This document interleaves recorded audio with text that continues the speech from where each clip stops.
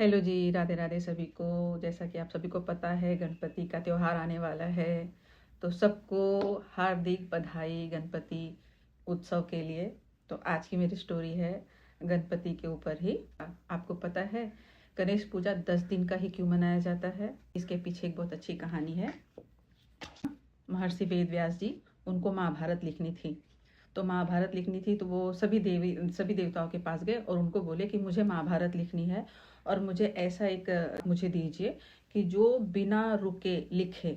मैं बिना रुके बोलूँगा और वो बिना रुके लिखे। तो सब ब्रह्मदेव के पास गए, विष्णु भगवान के पास गए, भगवान शंकर के पास गए। तो सबने बोला कि इतनी क्षमता मेरे पास तो नहीं है कि मैं इतने देर में फटाफट सब लिख पाऊँ। तो भगवान शंकर जी ने क्या कहा कि आप मेरे पुत्र भगवान गणेश को लेके जाइए, वो आप जैसा चाहते हो वैसा वो करके देंगे। उस समय गणपति भगवान बहुत छोटे थे। महर्षि वेदव्यास जी ने उनको लिया और उनको ना जब वो लिखना स्टार्ट किया ना, तो उन्होंने गणपति जी से 2 शर्तें रखी। एक तो मैं जो भी बोलूँगा वो हर श्लोक हर छंद को पहले आपको समझना है, फिर लिखना है। और दूसरा, जब तक मेरा बोल के श्लोक और पूरा महाभारत बोल के खत्म नहीं हो जाता और आप लिख के खत्म नहीं कर लेते, तब तक आप यहाँ से हिलेंगे नहीं। तो गणपति भगवान ने अच्छा कह दिया और उन्होंने लिखना स्टार्ट किया।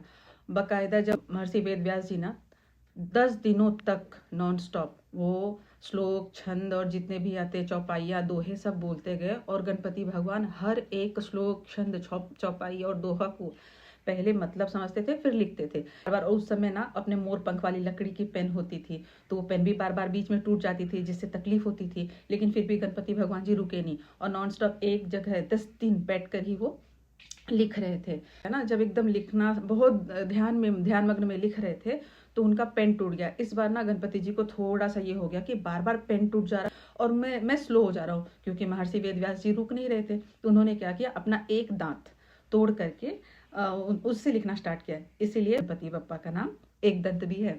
जब 10 दिन के बाद महाभारत कंप्लीट हुई ना, भगवान स्थिर रूप में बैठकर 10 दिनों तक वहां पर सिर्फ लिख रहे थे। हो गया था उनके बॉडी पे ना पूरा मिट्टी पत्ते ये सारे सब चीज लग गए थे और वो लिखने और बैठने की वजह से उनके अंदर एक अलग प्रकार की एनर्जी हीट हो गई थी, जिसकी वजह से मतलब वो बहुत अंदर से गर्म जैसे बोल सकते वो हो गए थे। तो उनको ठंडा करने के लिए, उनका एनर्जी डाउन करने के लिए उनको वहीं पास में एक नदी थी, वहां पर उनको स्नान कराया गया, डुबाया गया, या आजकल की भाषा में बोल सकते हैं कि विसर्जित कराया गया। इसीलिए हम लोग गणपति बप्पा का त्योहार मनाते हैं 10 दिनों के लिए। तो ये 10 दिनों में भगवान हम लोगों के कष्ट और दुख तो हरने आते ही हैं, साथ में उनका एक महत्वपूर्ण कार्य भी इसी 10 दिनों में हुआ था। तो कहानी कैसी लगी आप सभी एक बार जरूर कमेंट में बताएंगे। और अगर मेरे चैनल में नए हैं तो मेरे चैनल को सब्सक्राइब करिए, लाइक करिए, वीडियो को शेयर करिए। गणपति बापा मोरया। हर हर महादेव। राधे राधे।